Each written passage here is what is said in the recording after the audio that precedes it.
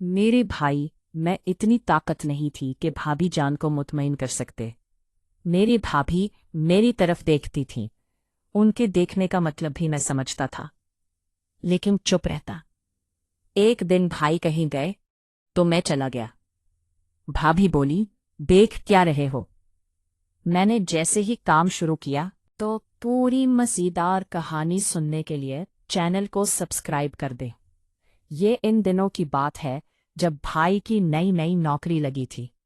पहले कुछ दिन भाई को रात की ड्यूटी पर जाना था। उन्होंने पहले भाभी को नहीं बताया, सोचा सरप्राइज दूंगा। उन्होंने मुझसे कहा कि आज भाभी के कमरे में सो जाना, हिफाजत के लिए। मैं जाकर सो गया। भाभी आई, वो भी एक तरफ लेट गई। फिर कुछ टाइम बाद मैंने भाभी को छेड़ना शुरू कर दिया। भाभी पहले तो खामोश पड़ी रही, फिर जब उनका भी दिल करने लगा तो मुझसे बोली, तुमसे होना तो कुछ नहीं, ऐसे क्यों मुझे तंग कर रहे हो। मैं चुप रहा। मैं उस वक्त समझ गया था कि भाई बस नाम के जवान हैं, भाभी को खुश नहीं कर सकते। खैर, मैंने अपना काम जारी रखा। जब भाभी पर मेरी बातों का असर नहीं हुआ तो उन्होंने थोड़ा हैरान होकर उठकर देखा तो वो भाई नहीं थे, मैं था। भाभी बोली, भैया आप। मैंने कहा, भाभी वो भाई की नौकरी लग गई है, इसलिए वो नहीं आए। वो आपको सरप्राइज देंगे। भाभी खुशी से खिल उठी, बोली, क्या वाकई। मैंने कहा, जी भाभी, अब जो अधूरा रह गया है इसे भी पूरा कर ले, फिर कभी ऐसा वक्त नहीं मिलेगा। भाभी बोली, ख्याल करना, मैं डरती बहुत हूं। मैंने कहा, अब मुझसे वादा ले लो।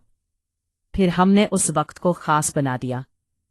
भाभी बोली, मैं तेरे भाई को बस बर्दाश्त कर रही हूं, वरना उसमें अब इतनी हिम्मत नहीं कि मुझे सुकून फराहम कर सके। मैं बस ये चाहती हूं कि उसकी इज्जत खराब ना हो, इसलिए खामोश रहती हूं। मैंने कहा, भाभी आपने इतना वक्त परेशानी में गुजार दिया, मुझे कह देती तो अब तक माँ बन चुकी होती। मेरी ये बात सुनकर वो सोच में पड़ गई। फिर बोली, तुम शायद सही कह रहे हो, तुम्हारा भाई तो पहले दिन से ऐसा था। मैं अपना घर बसाना चाहती हूँ, इसलिए खामोश थी। अब मौका मिल रहा है तो एक बेटा तो होना चाहिए। मैंने पूछा, मैं कैसा हूँ। भाभी बोली, तुम सिर्फ सही नहीं बल्कि बेहतरीन हो। खैर, हम फारिग हुए तो भाभी मेरे साथ खुल मिल गई। अगले दिन भाई वापस आए और सरप्राइज दिया। भाभी बहुत खुश हुई।